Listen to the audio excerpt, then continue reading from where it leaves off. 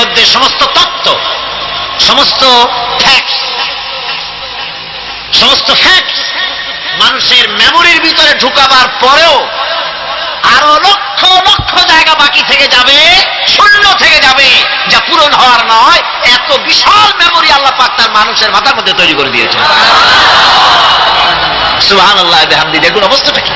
আল্লাহ তার মানুষকে কি বলে? রব তাকে বলে। রব কারে বলে? সুবহানাল্লাহ বিহামদি। চোখের সামনে রাস্তা দিয়ে চলতে গিয়ে চোখের সামনে সাপ দেখলেন, চোখ দেখার কাজ করেছে। চোখ কি করেছে? দেখার কাজ করেছে। এখন কি করবেন? চোখ কিন্তু দেখে বসে থাকে নাই, চোখ দেখা মাত্রই ট্রান্সমিট করেছে ব্রেনকে। ব্রেন সাথে সাথে অ্যাকশন নিতে বলেছে হাতকে আর পাওকে। হাতে লাঠি থাকলে পিটাও, লাঠি না থাকলে পাকে বলেছে দৌড় মারো। এই যে সাপ দেখলো, চোখ এটাকে পাঠাই দিল ব্রেনকে, ব্রেন পাঠাই দিল অ্যাকশনে হাতে আর পায়ে। এতে কিন্তু 1 সেকেন্ড সময় লাগে নাই, 1 সেকেন্ডের কয়েক লক্ষ ভাগের 1 ভাগের ভিতরে মানুষ অ্যাকশনে এসে গিয়েছে। সুবহানাল্লাহ। এর নাম হচ্ছে রবের নাম কি? তার অফুরন্ত সৃষ্টি, অফুরন্ত সৃষ্টি। মানুষের হাত তৈরি করেছেন, চোখ তৈরি করেছেন। চোখে কিন্তু আমরা নেগেটিভ দেখি। চোখে আমরা কি দেখি? নেগেটিভ দেখি। এই নেগেটিভটা চোখ ক্যাচ করে ব্রেনের ভিতর থেকে পজিটিভ হয়ে কে বের করে দেয়? সুবহানাল্লাহ বিহামদি। কানে অসংখ্য শব্দ শুনি, কিন্তু কোন শব্দ তো জড়ায় যায় না। অসংখ্য শব্দ আমরা শুনি। যেমন রেডিও, রেডিও ঘুরাচ্ছেন, 9 ব্যান্ড রেডিও অথবা এর থেকেও বেশি ব্যান্ডওয়ালা রেডিও। আপনি যখন ঘুরাচ্ছেন কোন সেন্টার ধরার জন্য, অনেক সময় 4-5টা সেন্টার জড়ায় যায় না? জড়ায় কিনা? 4-5টা সেন্টার জড়ায় যায়, সর্বনাশ হয়ে যায়। কোনটা থেকে কোনটা শুনবে? তো এইরকম করে আপনার কানের ভিতরে শব্দগুলি সব জড়াইয়া ফাঁকাইয়া আপনার কানের মধ্যে একটা বিশ্রী আওয়াজ সৃষ্টি করে দিতে পারত। কে? স্তরে স্তরে শব্দগুলিকে শোনার ব্যবস্থা করেছে। আপনার জিহ্বার ভিতরে হাজার রকমের স্বাদ গ্রহণ করার জন্য একটা জিহ্বায় এতগুলি টেস্ট নেওয়ার ক্ষমতা কে তৈরি করে দিলেন? আল্লাহ রাব্বুল আলামিন। সুবহানাল্লাহ বিহামদি। তিনি হচ্ছেন রব, যিনি মানুষের প্রতিপালন সৃষ্টি করেন এবং প্রতিপালন করেন, এমনি এমনি ছেড়ে দেন। এরপরে মানুষের সব প্রয়োজন তিনি মিটিয়েছেন। মানুষের জীবন ধারণের জন্য সবচেয়ে বড় প্রয়োজন পানি। সবচেয়ে বড় প্রয়োজন কি? পানি। জোরে কোন কি? পানি। জীবনের জন্য পানি এবং আর্দ্রতা, এই দুটি জিনিস অপরিহার্য। এছাড়া জীবন বাঁচবে না। আমরা দেখতে পাই সমুদ্র ভরা পানি মজুদ আছে। লক্ষ্য করেন, সমুদ্র ভরা পানি মজুদ আছে, নদী খাল বিল ভরা পানি মজুদ আছে। কিন্তু এটাই তো যথেষ্ট নয়। রব হচ্ছেন তিনি, যিনি এই বিশাল বিশাল পানির মজুদ থেকে বাতাসকে যিনি বলেন, যিনি প্রতিনিয়ত বাষ্পীয় আকারে পানিগুলিকে সমুদ্র থেকে উত্থিত করেন, পানিগুলিকে উত্থিত করেন মহাকাশে। আল্লাহ পাক বলেন, আল্লাহুল্লাযী আরসালার রিয়াহা ফাতুসিরু সাহাবা। বাষ্প হয়ে পানিগুলি আকাশে উত্থিত হয় এবং মহাকাশে যাওয়ার পর এই পানিগুলি, লবণাক্ত পানিগুলি আল্লাহর মেশিনে সেগুলি মিষ্টি হয়ে যায়। জোরে কোন সুবহানাল্লাহ। পানিগুলি মিষ্টি হয়ে গেল। ওই মিষ্টি পানি আল্লাহ রাব্বুল আলামিন নাজিল করে দিলেন। এবার বৃষ্টি কণা কণা হয়ে পড়লো, ফোঁটা ফোঁটা বৃষ্টি। আল্লাহ খুঁজে দেখলেন বৃষ্টির ফোঁটাগুলি পৃথিবীর প্রতিটি কণা তালাশ করে তৃষ্ণার্ত কণাগুলিকে আল্লাহ পাক ভিজায় দিলেন। সেই জন্য তার নাম হলো রব।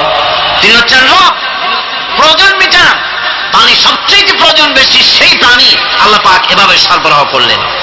জমিনের চারিদিকে নদী নালা রেখেছেন, জমিনকে আর্দ্র করেছেন, জমিনের ভিতরের পানি মিষ্টি করেছেন। টিউবওয়েল মারলে পরে, পাম্প করলে পরে ভিতর থেকে মিঠা পানি আল্লাহ পাক বের করে দেন। সুবহানাল্লাহ। এই মিষ্টি পানির ব্যবস্থা করেছেন।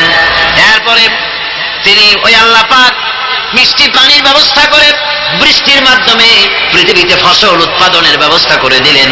পাক কোরআনে কারীমের মধ্যে বলেছেন, ওয়াজআলনা মিনাল মাই কুল্লা শাইইন হাই। পানি দ্বারাই আমি সব বস্তুকে সজীব রাখি।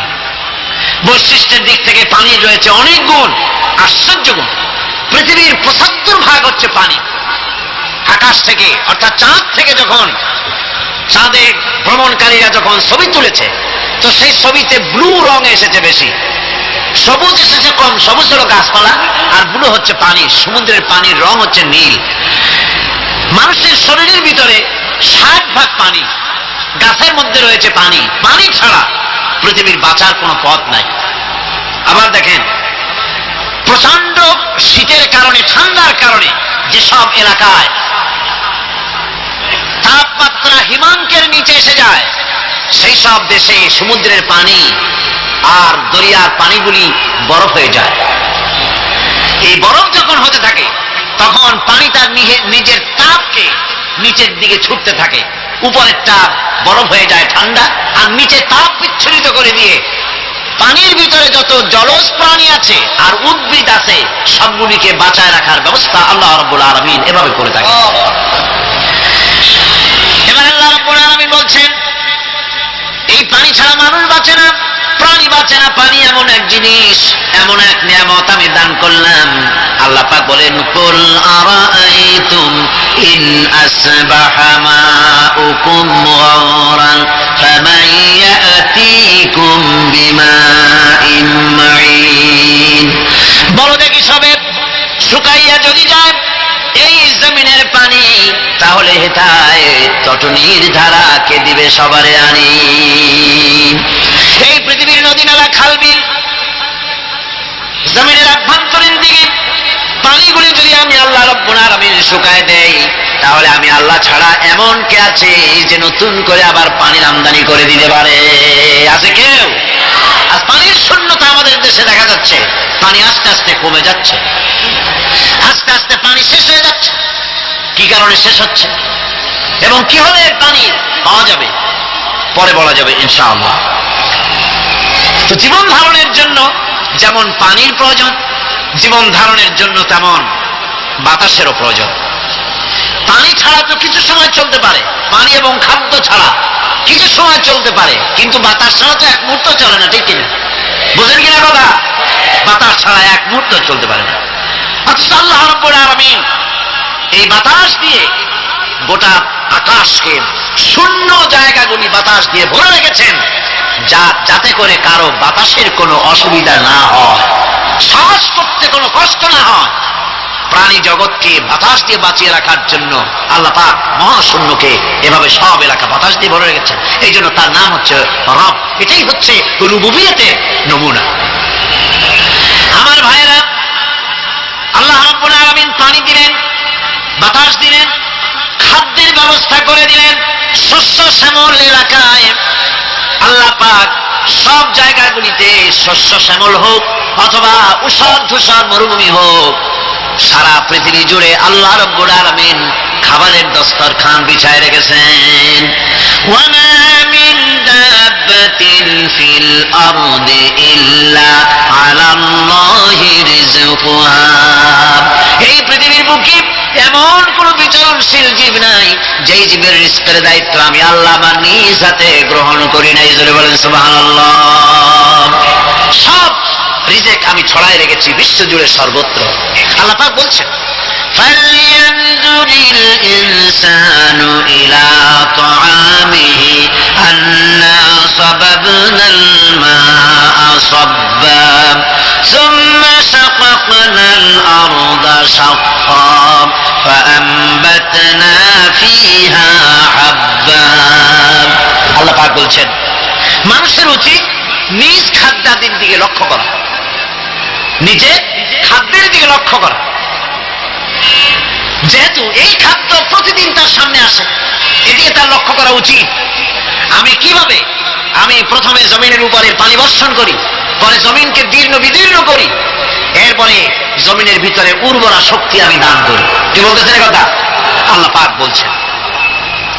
এরপরে আমি নানান জাতের ফসল ফলন তোমাদের জন্য আমি দান করে দেই। খাদ্যের দিকে নজর করতে এই জন্য আল্লাহ পাক বলেছেন, মানুষ চতুর্দিক থেকে তো চোখ ফিরাতে পারে, মুখ ফিরাতে পারে, কিন্তু খাদ্যের দিকে তার নজর করতেই হয়। সকালে, দুপুরে, বিকালে, রাত্রে সব সময় তার সামনে খাবার আছে। আল্লাহ পাক বলেন খাবারের দিকে একটু নজর করো, কেমন ভাবে কি সুন্দর করে খাবারগুলি তৈরি করে দিয়েছি, শুরু কিভাবে হলো, পরিপক্ক কিভাবে হলো, সেদিকে তোমরা লক্ষ্য করো।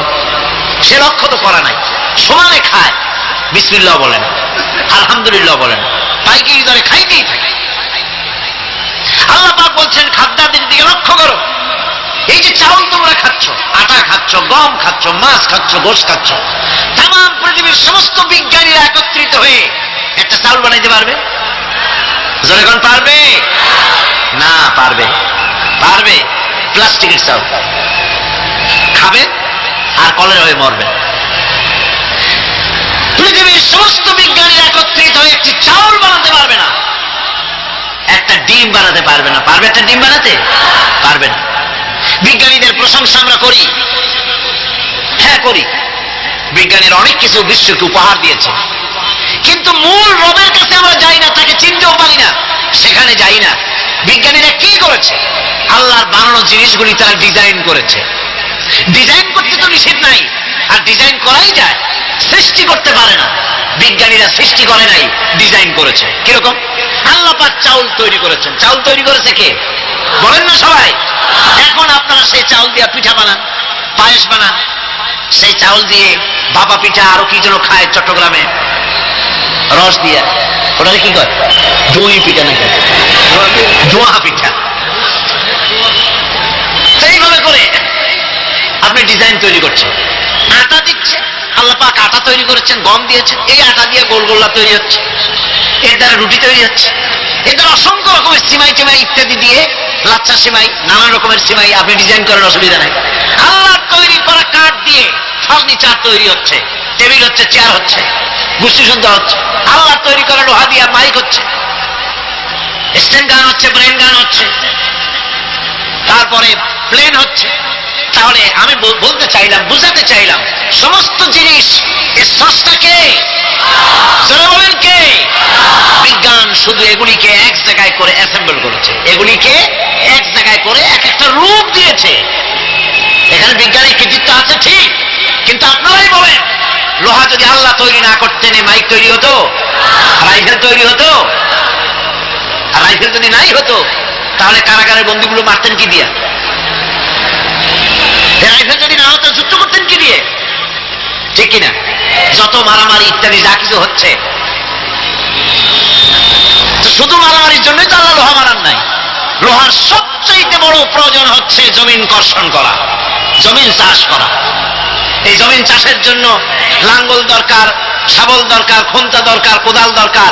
এই লোহার দামকেও আল্লাহ পাক এত লোহা বেশি দিয়েছেন, যার জন্য লোহার দাম কম। সোনা কম দিয়েছেন, যেহেতু সোনার প্রয়োজনীয়তা কম, লোহার প্রয়োজনীয়তা বেশি, এই জন্য লোহা বেশি দিয়েছেন, দামটা কমে গেছে, যার জন্য আপনার আমার জন্য কিনে ব্যবহারটা সহজ হয়েছে। কথা ঠিক কিনা? বন্ধুগণ, আল্লাহ রাব্বুল আলামিন এইভাবে করে মানুষের রুবুবিয়ত চাপ, আল্লাহ পাকের রুবুবিয়ত হচ্ছে তিনি মানুষকে সুন্দর করে সৃষ্টি করে যা কিছু প্রয়োজন সবকিছু খাওয়াচ্ছেন, দিচ্ছেন। সে আল্লাহ পাক প্রশ্ন করছেন, কুল মান ইয়ারযুকুকুম মিনাস সামাই ওয়াল আরদ আম্মান ইয়ামলিকুস সামআ ওয়াল আবসারা ওয়া মান ইয়াখরুজুল হাইয়্যা মিনাল মাইয়িতি ওয়া ইউখরিজুল মাইয়িতা মিনাল হাইয়্য। আকাশের প্রশস্ত বুক থেকে এবং জমিনের এই প্রশস্ত বুক থেকে কে রিজিক তোমাদের খাদ্যকে উৎপাদন করে? কে নির্জীব থেকে সজীবকে বের করেন? আর কে সজীবকে নির্জীবে পরিণত করেন? তিনি কে? তিনি হচ্ছেন আল্লাহ পাক। আল্লাহ পাক বলছেন, এই প্রশ্ন যদি তাদেরকে করা হয় তো তারা কি বলবে? আল্লাহ পাক বলেন, وَمَنْ يُدَبِّرُ الْأَمْرَ فَسَيَقُولُونَ اللَّهُ فَقُلْ أَفَلَا تَتَّقُونَ। হে নবী, এদেরকে প্রশ্ন করুন। এদেরকে যদি প্রশ্ন করা হয় এই পৃথিবীর সুন্দর পরিচালনা পদ্ধতি কে করেন, তাহলে তারা এক কথায় বলবে, নিজের থেকেই বলবে আল্লাহ। কে করছেন? সবকিছু আল্লাহ পাক বলেন, নবী তাহলে তাদেরকে বলেন, এ কথা জানার পর, এ কথা বোঝার পরেও কেন তারা ঔদাসীন্যতা দেখাচ্ছে, কেন তারা কাফির হয়ে যাচ্ছে, কেন তারা আল্লাহ পাককে ভয় করে তার পথের অনুসারী হচ্ছে না? যে আল্লাহ রাব্বুল আলামিন এত কিছু করছেন, তিনি তার পরিচয় সম্পর্কে বলে দিচ্ছেন, ফাযালিকুমুল্লাহু রাব্বুকুমুল হক ফামাযা বা'দাল হক ইল্লাদ দালাল। নিশ্চয়ই এসবের মূলে রয়েছেন তোমাদের রব, আমাদের আল্লাহ, আমাদের রব। সুতরাং উজ্জ্বল সত্য প্রকাশিত হওয়ার পর গোমরাহি ছাড়া আর কিছুই বাকি থাকে না। সুতরাং যারা সত্যের পথের অনুসরণ করতে চায়, রবকে চিনতে হবে, আল্লাহ পাককে জানতে হবে এবং তাকে অনুসরণ করতে হবে, তাকে রব হিসাবে চিনতে হবে। আমার বন্ধুগণ, এটা হচ্ছে সেই রুবুবিয়ত ইলাহি যার দিকে হযরত মুসা আলাইহিস সালাম ইঙ্গিত করেছিলেন ফিরআউন যখন তাকে প্রশ্ন করেছিলেন, ফামান রাব্বুকুমা ইয়া মুসা, হে মুসা, তোমাদের দুজনের রব কে? তোমাদের রব, তোমাদের প্রভু কে? তিনি জবাব দিলেন, রব্বুনাল্লাযী আ'তা কুল্লা শাইইন খালকাহু সুম্মা হাদা। রব হচ্ছেন আমাদের তিনি, যিনি নাকি আমাদের প্রতিপালক, আমাদেরকে সৃষ্টি করেছেন এবং আমাদেরকে হেদায়েত দিয়েছেন, সঠিক পথের দিশা দিয়েছেন। এখানে হেদায়েত হচ্ছে, এখানে হেদায়েত শব্দের অর্থ হচ্ছে সৃষ্টি শুধু করেন নাই, তাকে চলা, তার খাদ্য অনুসন্ধানের, তাকে বেঁচে থাকার সবকিছুর উপকরণ, এর কমন সেন্স, এর সাধারণ জ্ঞান আল্লাহ পাক তার সাথে দিয়েছেন। তিনি হচ্ছে রব। আচ্ছা, একটা দৃষ্টান্ত দেই। এই হেদায়েতটা কি? এই হেদায়েতটা হচ্ছে, আপনাদের বাড়িতে যদি কারো বিড়াল থাকে, বিড়াল, বিড়াল বোঝেন তো না? কি বলে এটা? বিড়াল, বিলাই নাকি বলে? বিড়াল। এই বিড়াল যদি আপনাদের কারো বাড়িতে থাকে, তো বিড়ালের প্রসবকালীন অবস্থা দেখবেন, বিড়ালের প্রসব হবে, বাচ্চা দেবে। বিড়াল তখন ঘরের মধ্যে পেরেশান হয়ে ঘুরতে থাকে, একটা নিরাপদ জায়গা খোঁজে, একটা নিরাপদ জায়গা খোঁজে। প্রসব করার 2-3 দিন আগের থেকে খুঁজতে থাকে তার জন্য নিরাপদ জায়গা কোনটা। এরপরে খুঁজতে খুঁজতে প্রসবের দিন সে সত্যিকারের ঘরের মধ্যে সবচেয়ে কোনা কানা জায়গা যেটা, সেই রকম একটা নিরাপদ জায়গা সে বেছে নিল। এরপরে বাচ্চা হলো। বাচ্চা হওয়ার পর এই বাচ্চার উপরে কেউ যেন আক্রমণ না করে, শত্রু যেন তার জায়গাটিতে না আসে, এই জন্য বাচ্চাটার তো হাত দিয়ে মায়ের মতো করে নিতে পারে না, সে আস্তে করে ঘাটটা কামড়ায় ধরে যাতে করে বাচ্চা ব্যথা না পায়। ওইভাবে করে ঘাট কামড়ায় ধরে, আজকে এই সিঁড়ির নিচে, কালকে ওই খাটের নিচে, পরশুদিন এই আলমারির কোনায়, এইভাবে বাচ্চাগুলি সরায় সরায় রেখে বাচ্চাকে প্রতিপালন করে। এই বিড়াল হেদায়েত দিলটা কি? যিনি দিলেন তার নাম রব। তিনি হচ্ছেন রব্বুল আলামিন। সন্তান প্রতিপালনের ব্যবস্থা শুধু দুনিয়ার মানুষকেই দেন নাই, প্রাণী জগৎকেও দিয়েছেন। সুবহানাল্লাহ। বলেন বলেন, মুরগির বাচ্চা হলো, ডিমের থেকে বাচ্চা বেরোলো, এই বাচ্চাগুলি হয়েছে গতকাল। আজকে বাচ্চাগুলি আদার খাচ্ছে মায়ের সাথে, হঠাৎ করে একটা চিল এলো আর ওর মা একটা সিগন্যাল মারলো, সাথে সাথে বাচ্চাগুলি দৌড়াইয়া এমন পলান দিল, আপনি তো ভালো একাদশীর বাপেও তালাশ করে পাবেন যে মুরগির বাচ্চা পলাইল কই। এখন ওই বাচ্চাটিকে এই সিগন্যাল সম্পর্কে কে অবহিত করলো যে এরকম একটা আওয়াজ শুনলে, এটা ভীতির আওয়াজ, এটা সাইরেন, এটা বিপদ সংকেত, এটা ডেঞ্জার সিগন্যাল, এটা শুনলে দেখলে তাড়াতাড়ি করে আত্মগোপন করবা। কে শিখাইলো? কে শিখাইলো? আল্লাহ পাক শিখাইছেন। এখন এক শ্রেণীর বুদ্ধিজীবী তারা আবার উল্টা কথা কয়। তারা বলে কি? তারা বলে যে মুরগি বাচ্চা, এই বাচ্চা যে দৌড় মারলো, এখানে আল্লাহ এইসব কিছু নাই, নাউযুবিল্লাহি মিন যালিক। তো এখানে কি আছে? বলছে এখানে বিষয়টা হলো এই যে এই মুরগি আর মোরগ, ওর বাপ মা, এই দুজনের মধ্যে আছে তিলের ভয়, আছে শিয়ালের ভয়। ওই ভয় ওদের মধ্যে ছিল, এই মা বাপের ক্রসের মাধ্যমে বাচ্চা আসছে, কাজে ওই ভয়, বাপের যদি কোনো রোগ থাকে, মায়ের রোগ থাকে, তো এগুলি তো বাচ্চার মধ্যেও ঢোকে। তো ভয় হোক, সুখ হোক, দুঃখ হোক, এই অনুভূতি স্বাভাবিক প্রক্রিয়ার মাধ্যমে বাচ্চার মধ্যে ঢুকছে, আর সিল দেখে আওয়াজ শুনে সে আত্মগোপন করেছে। এইটা আমি পড়িয়া আমি আমার আলোচনা এক জায়গায় বললাম বুদ্ধিজীবীদের উদ্দেশ্যে, যদি সত্যি তাই হয়, মোরগ আর মুরগি মা বাবার মধ্যেই ভয় আছে বলে বাচ্চার মধ্যেই ভয় ঢুকছে, সেই জন্য সে আত্মগোপন করছে। তাহলে এবার মানুষের ব্যাপারে কথাটা আনি, মানুষেরা সাপের ভয় করে না মহব্বত করে? কথার জবাব দিলে না, যখন তখন মনে হয় আপনারা সাপ বুঝি ভালোবাসেন। সাপ আমরা সকলেই ভয় পাই। মায়ের ভয় পায়, বাবাও ভয় পায়।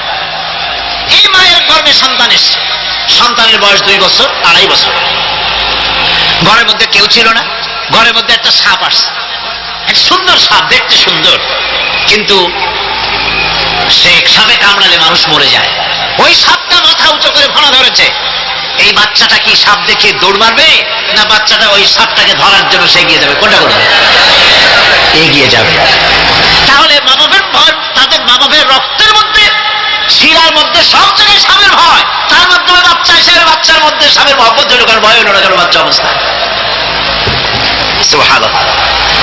আমার বন্ধুগণ, মুরগির বাচ্চাকে হেফাজত করার জন্য বুদ্ধিমান প্রাণী মানুষ তার কাছে নাই বলে আল্লাহ রাব্বুল আলামিন তারে বাচ্চা অবস্থা থেকে বোঝার তৌফিক দিয়েছেন কোনটা ভয়ের আওয়াজ, কোনটা হলো বিপদের আওয়াজ।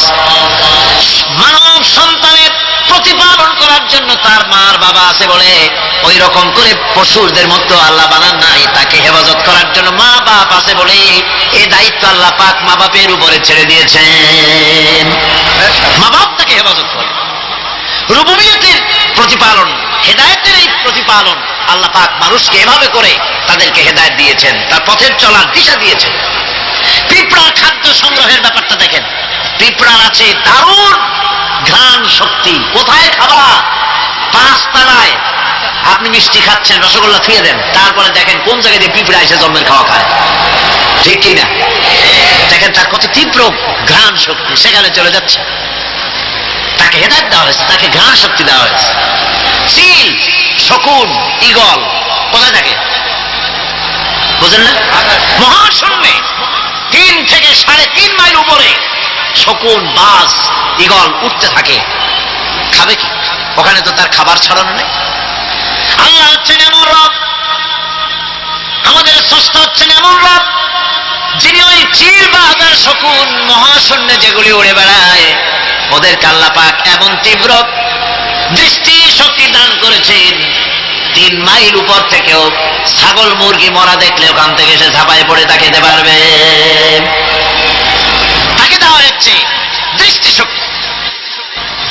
এরকম করে যার যা প্রয়োজন, সমস্ত প্রয়োজনগুলি আল্লাহ মিটাচ্ছেন। এরই নাম হচ্ছে রুবুবিয়তে ইলাহি। এটাই হচ্ছে আল্লাহ পাক রব, এটা তার অসংখ্য প্রমাণ। সেই জন্য আল্লাহ পাক বলেন আলহামদুলিল্লাহি রাব্বিল আলামিন। পড়েন সবাই আলহামদুলিল্লাহি রাব্বিল আলামিন। সমস্ত প্রশংসা হচ্ছে আল্লাহ পাকের জন্য। কোন আল্লাহ? প্রথমে তো আল্লাহ বললাম, তারপর বললাম রব, এখন বলা হচ্ছে কোন রব? যিনি আলামিন, রব্বিল আলামিন, যিনি সমস্ত জাহানের রব। তাহলে বোঝা যাচ্ছে রব, জগৎ একটা না। জগৎ, কথা বুঝতেছেন আমার? জগৎ একটা নয়, অসংখ্য জগৎ আছে, বহুমাত্রিক জগতের কথা এখানে আল্লাহ পাক বলছে। আমি এই জন্য বলি যে কোরআন হচ্ছে বিজ্ঞানের উৎস। কোরআন বিজ্ঞানের কি? বিজ্ঞানের আবিষ্কার যত বাড়বে, বিজ্ঞান চিরটা কাল কোরআনের কাছে ভিক্ষার হাত দিয়ে এতিমের মতো দাঁড়ায় থাকবে। কেমন আজ পৃথিবীর বিজ্ঞানীরা বলছে জগৎ সম্পর্কে, আমরা মনে করছি পৃথিবীটাকে, আমাদের কাছে জগৎ 2টা। কয়টা জগৎ? একটা জগৎ হলো এইটা, ইহজগৎ আর পরজগৎ, এছাড়া আর কিছু জানি না। এই 2টাই জগৎ আমাদের কাছে। এখন দেখেন বিজ্ঞানীরা কি বলছে। বিজ্ঞানীরা বলছেন সৌরজগতে শুধু আমাদের সৌরজগৎটাই শেষ না, অসংখ্য সৌরজগৎ আছে মহাশূন্যে, অসংখ্য সৌরজগৎ। পৃথিবীর প্রতি 4 বিলিয়ন মানুষ যদি এক একটা সৌরজগৎ দখল করে, তাতেও সৌরজগৎ শেষ হবে না। আরো সহস্র সহস্র বিলিয়ন বিলিয়ন সৌরজগৎ আরো ফাঁকা পড়ে থাকবে। এত সৌরজগৎ আল্লাহ সৃষ্টি করেছেন। এই মহাশূন্যে বহুমাত্রিক জগতের কথা আল্লাহ পাক এখানে বলেছেন। এই পৃথিবী একটা জগৎ, এই মাটির তলে আছে আর এক জগৎ, সমুদ্রের ভিতরে আছে পানির তলার আর এক জগৎ, আর মহাশূন্য যে কি তা আপনার মাথায় শূন্য হয়ে যাবে চিন্তা করতে করতে। এই জন্য বিজ্ঞানীরা, বড় বড় বিজ্ঞানী, এরা কিন্তু নাস্তিক হয় না। বর্তমান বিজ্ঞানীরা চিন্তা করে গবেষণা করে খেয়ে হারিয়ে ফেলছে মহাশূন্যকে দেখে, যেখানে আছে গ্যালাক্সি, যেখানে আছে মিল্কি ওয়ে, যেখানে রয়েছে অসংখ্য তারকা। এই পৃথিবীটা মহাশূন্য আল্লাহ যেভাবে তৈরি করেছেন সেই তুলনায় এই পৃথিবী একটা মার্বেলের চাইতে খুব বেশি একটা বড় কিছু হওয়া বলে মনে হয় না। পৃথিবী যদি হয় একটা মার্বেলের মতো, তাহলে আমরা যে মানুষ, আমাদের অস্তিত্ব কোথায় চিন্তা করেন। এবার মহাশূন্যে চলেন, মহাশূন্য সে কি বিশাল মহাশূন্য। একটা তারকা থেকে আর একটা তারকায় যদি যেতে হয় তাহলে সহস্র সহস্র বিলিয়ন বছরের দরকার হবে। কি বছর? এর দুনিয়ার বছর না, আলোকবর্ষ, লাইট ইয়ার। আলো চলে প্রতি সেকেন্ডে কত? 1,86,000 মাইল। এই 1,86,000 মাইলের সেকেন্ড, এর মিনিট, এর ঘন্টা, এর দিন, এর মাস, এর বছর, এই আলোকবর্ষ। সহস্র সহস্র আলোকবর্ষ পার হয়ে যাবে এক তারকা থেকে আরেক তারকায় পৌঁছানো সুকঠিন। এ ধরনের অসংখ্য তারকা আল্লাহ পাক তৈরি করে রেখেছেন। সূর্য হচ্ছে পৃথিবীর চাইতে 13 লক্ষ গুণ বড়। এরকম সূর্য বিজ্ঞানীরা এখন বলছে, আগে বলতো 1 কোটি সূর্যের চাইতে বড় তারকা, এখন বলতেছে এই রকমের পৃথিবীর চাইতে 13 লক্ষ গুণ বড় যে সূর্য, এরকম 3 কোটি সূর্য খাইয়ে ভালাইতে পারে। এরকম সহস্র সহস্র তারকা এক একটা গ্যালাক্সির ভিতরে আল্লাহ পাক তৈরি করে গেছে। এখন মনে হচ্ছে যে এই তারকাগুলি বড় না, এই তারকাগুলির চাইতে আবার বড় জিনিস কি, সেটাকে বলা হয় ব্ল্যাক হোল। সেটাকে বলা হয় ব্ল্যাক হোল, অন্ধকার কূপ। ব্ল্যাক হোল আবার ম্যান হোল বুঝবেন না, কিন্তু ম্যান হোলের ঢাকনা চুরি হয় যেমন। তবে একটা দৃষ্টান্ত আপনি বুঝতে পারেন, রাস্তায় রাস্তায় যেমন অসংখ্য ম্যান হোল আছে, ওই রকম করে মহাশূন্যে অসংখ্য ব্ল্যাক হোল আছে, একটা দুইটা না, অসংখ্য। এই ব্ল্যাক হোল আবার দেখা যায় না, অদৃশ্য ব্ল্যাক হোল। এই ব্ল্যাক হোলগুলো কি? এগুলি কোরআনে কারীমের মধ্যে আল্লাহ পাক বলেছেন, ফালা উকসিমু বিমাওয়াকিন নুজুম, ফালা উকসিমু বিমাওয়াকিন নুজুম, শপথ সেই পতন স্থানের যেখানে নক্ষত্র সমূহ ধ্বংস হয়ে যায়, ধ্বংসপ্রাপ্ত হয়, কসম সেই স্থান সময়ে। সুবহানাল্লাহ। এই অন্ধকার কূপের, এই অন্ধকূপের কসম করছেন আল্লাহ পাক। সেই অন্ধকূপটা কি? সেই ব্ল্যাক হোলটা কি? সেই ব্ল্যাক হোল হচ্ছে ওই যে তারকার কথা বললাম যে সূর্য খাইতে পারে, 3 কোটি সূর্য খাইতে পারে, এই রকমের তারকাগুলি ঘুরতে ঘুরতে কোনো এক কারণে যখন সে ব্ল্যাক হোলের রেঞ্জের মধ্যে এসে যায়, তখন ব্ল্যাক হোল ওকে এমন ভাবে চুষে হজম করে ফেলে যেমন বাচ্চা চকলেট চুষা খাইয়া ফেলায়। এরকম ব্ল্যাক হোলগুলি অত বড় তারকাগুলি খাইয়া চুষা শেষ করে ফেলে যায়। সুবহানাল্লাহি বিহামদিহি। বিজ্ঞানীরা বলেছেন, আমাদের এই পৃথিবীটা, আল্লাহ না করুন কখনো, আমাদের এই পৃথিবীটা যদি কোনো ব্ল্যাক হোলের আওতায় পড়ে, ওর রেঞ্জে আসে, তাহলে মাত্র 2 সেন্টিমিটারের মধ্যে পৃথিবীটা তার ঘনত্ব লাভ করে ব্ল্যাক হোলের মধ্যে অদৃশ্য হয়ে যাবে, হারায় যাবে, অস্তিত্ব থাকবে না। আল্লাহ পাক, আশ্চর্য লাগে আমার বিজ্ঞানের বইপত্র যখন পড়ি, আমার কাছে আশ্চর্য লাগে 1400 বছর আগে নবী কোন বিজ্ঞানাগারে পড়াশোনা করেন নাই, কোন সায়েন্স নিয়ে রিসার্চ করেন নাই। সেই নবীর মুখ থেকে এমন বিজ্ঞানময় কোরআন আল্লাহ বের করালেন যে আজকের পৃথিবীর মডার্ন যুগের বিজ্ঞানীরা কোরআনের কাছে এতিম হয়ে দাঁড়ায় আছে। পৃথিবীর কোন বিজ্ঞানী বলতে পারবে না যে কোরআনে কারীমের অমুক আয়াতটা আনসাইন্টিফিক, এটা হাদিস আমাদের বিজ্ঞানের সাথে মিল খায় না, এমন কথা বলতে পারবে না। বরং কোরআন সার্টিফাই করবে তোমার এই বক্তব্য, তোমার এই থিওরি মোস্ট আনসাইন্টিফিক, কোরআন বলবে। ওরা বলতে পারবে না যে আয়াতটা আনসাইন্টিফিক। সুতরাং কোরআন হচ্ছে মহান বিজ্ঞানময়, কোরআন হচ্ছে আল্লাহ পাকের দেওয়া এক মহান বিধান, যে কোরআনের কারণে আল্লাহ পাক আমাদেরকে হেদায়েত দান করেছেন। সুতরাং এই কোরআন হচ্ছে, কোরআনের মধ্যে যা আছে, গোটা কোরআনে যা আছে সব সূরা ফাতিহা আছে। আছে। সুবহানাল্লাহি ওয়া বিহামদিহি। আল্লাহ পাক বলছেন আলহামদুলিল্লাহি রাব্বিল আলামিন। মুহাব্বতের সাথে পড়েন সবাই আলহামদুলিল্লাহি রাব্বিল আলামিন। সমস্ত প্রশংসা, যাবতীয় প্রশংসা সে আল্লাহ পাকের, যিনি তামাম জাহানের পালনেওয়ালা রব। ইনশাআল্লাহ বাকি কথা আগামীকাল বলবো ইনশাআল্লাহ। সকালে বলেন ইনশাআল্লাহ। মুনাজাতের জন্য দাঁড়ানো ভাইরা সব বসেন, যত লোক দাঁড়িয়ে আছেন সবাই বসেন। প্রথম দিনের মুনাজাত আল্লাহ পাকের দরবারে, সব বসেন, মুহাব্বতের সাথে বসেন আর একটু জিকির করেন লা ইলাহা ইল্লাল্লাহ। আল্লাহুম্মা আমিন।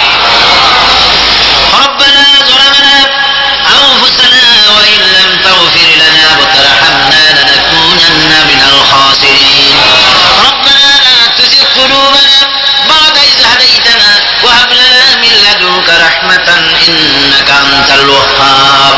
হায় আল্লাহ তাআলা, এই বিশাল জনসমুদ্র নিয়ে তোমার দরবারে হাত তুলেছি। কোরআনে কারীমের তাফসীরের মাহফিল আজকের এই প্রথম দিবসে তোমার কোরআন থেকে যে আলোচনা আমরা করেছি, এতে তুমি দয়া করে যে সওয়াব দিয়েছো, মেহেরবানি করে সওয়াবটুকু রাসূল করিম সাল্লাল্লাহু আলাইহি ওয়াসাল্লামের রূহ মুবারকে পৌঁছায় দাও। তাম পৃথিবীর মাটির নিচে যত মুমিন মুমিনাত শুয়ে আছে তাদের আরওয়াহ পরে সওয়াব পৌঁছায় দাও। হায় আল্লাহ তাআলা, এই বিশাল মাহফিলের আয়োজন যারা করেছেন আল্লাহ পাক তুমি তাদেরকে কোরআনের খাদেম বানায়া দাও। বাস্তব জীবনে কোরআন আমল করার তৌফিক তুমি দয়া করে দান করে দাও। হায় আল্লাহ তাআলা, হায় আল্লাহ তাআলা, আজকে যারা ইসলাম কবুল করলেন, নিজের বাপ দাদার ধর্ম পরিত্যাগ করে যারা মুসলমান হলেন, হায় আল্লাহ পাক তোমার দ্বীনের খাদেম তারা হতে পারে তৌফিক তাদেরকে দিয়ে দাও।